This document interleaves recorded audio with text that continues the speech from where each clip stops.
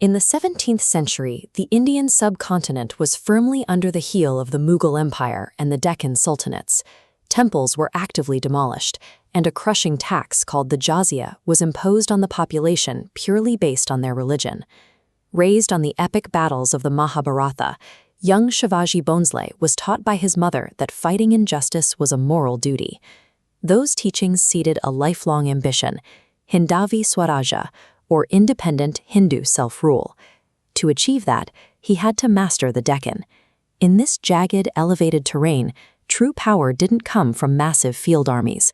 Whoever controlled the high mountain forts controlled the valleys below.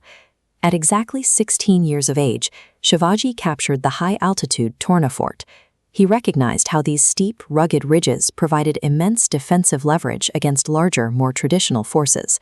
With the seizure of Torna, the abstract concept of self-rule gained its first physical stronghold.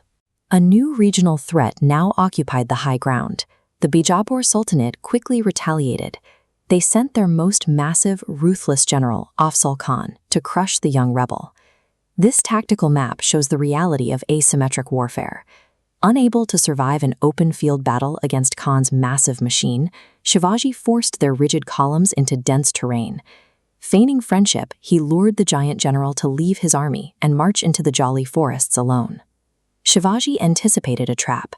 Before stepping into the tent, he secretly strapped on an iron mesh shirt under his clothes and concealed a specialized dagger in his left hand. The moment they met, Afzal Khan grabbed the much smaller Shivaji and drove a dagger into his back. The hidden iron armor held. Shivaji instantly struck back, tearing the giant open with his concealed tiger claw, and finally finishing the ruthless general off with his hidden double-pronged sword. The subsequent ambush decimated the confused Bijapur forces. By turning a massive army's size into its primary weakness, Shivaji proved that the forests and mountains were now his most effective weapons. The conflict soon escalated to the imperial level. The mighty Mughal Emperor Aurangzeb dispatched 150,000 soldiers under his uncle, Shaista Khan, who captured Pune and occupied Shivaji's own childhood home, the Lal Mahal. Rather than fight a hopeless siege, Shivaji turned to psychological warfare. He bypassed the massive Mughal army entirely, executing a stealthy night raid with a strike force of barely 400 men. They broke directly into Shaista Khan's bedroom. The chaotic midnight clash severed 3 of the Mughal commander's fingers, sending him fleeing out a window in absolute terror. Furious, Aurangzeb retaliated with overwhelming force under the command of Jai Singh. Recognizing the Marathas' geographic advantage, Jai Singh bypassed the forts and systematically destroyed the surrounding villages to starve the local population.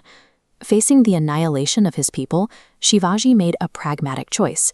He signed the Treaty of Purandar, surrendering 23 forts and agreeing to travel to the Mughal capital of Agra to submit to Aurangzeb. He traded his most valuable strategic assets to stop the slaughter of civilians. This calculated geopolitical sacrifice ensured his forces survived the winter, so the rebellion could endure. When Shivaji and his son arrived in Agra, Aurangzeb placed them under strict house arrest. They were trapped in the heart of the Mughal Empire. To escape, Shivaji utilized a psychological long con. He feigned a severe illness, sending daily, massive baskets of fruits and sweets out of his compound to local sages. Over weeks, the guards grew thoroughly complacent with the routine. Eventually, the guards stopped checking the deliveries. Shivaji and his son climbed inside the baskets and were carried right past the heavily armed gates of the capital. With a few baskets of fruit and an understanding of human behavior, Shivaji outmaneuvered raw imperial power. The escape was a devastating, highly public humiliation for Emperor Aurangzeb. Back in the safety of the Deccan, Shivaji launched a relentless campaign to reclaim every territory and fortress he had ceded to the Mughals. Retaking Kondana Fort required scaling near vertical cliffs to breach its formidable defenses. His closest commander, Tanaji Malusare, secured the victory but gave his life in brutal combat. On June 6, 1674, the childhood dream of Hindavi Swarajya became a physical state. In a grand coronation at his capital of Raigad, Shivaji assumed the supreme title of Chhatrapati. This organizational diagram illustrates the Ashtapradhan. Instead of ruling as an autocrat, Shivaji decentralized his administration into an 8-minister council. He implemented sustainable tax systems and built a fast, tactical navy to secure coastal trade routes against European powers. He combined military tactics with robust civic infrastructure. A loose regional rebellion was now a permanently structured, self-sustaining empire. Beyond infrastructure, he enforced a strict moral code, defining his era through policies of religious tolerance. When Maratha forces captured the governor of Kalyan's daughter-in-law during a raid, Shivaji intervened. He praised her dignity, apologized for her capture, and sent her safely home with full honors. Women were never treated as the spoils of war. He fought for an independent Hindu state, but he ensured the safety, freedom of worship, and protection of all subjects living within his borders, regardless of their faith.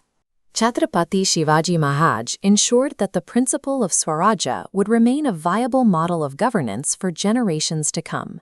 He left behind a structured, self-sustaining kingdom that proved local sovereignty could withstand the might of any empire.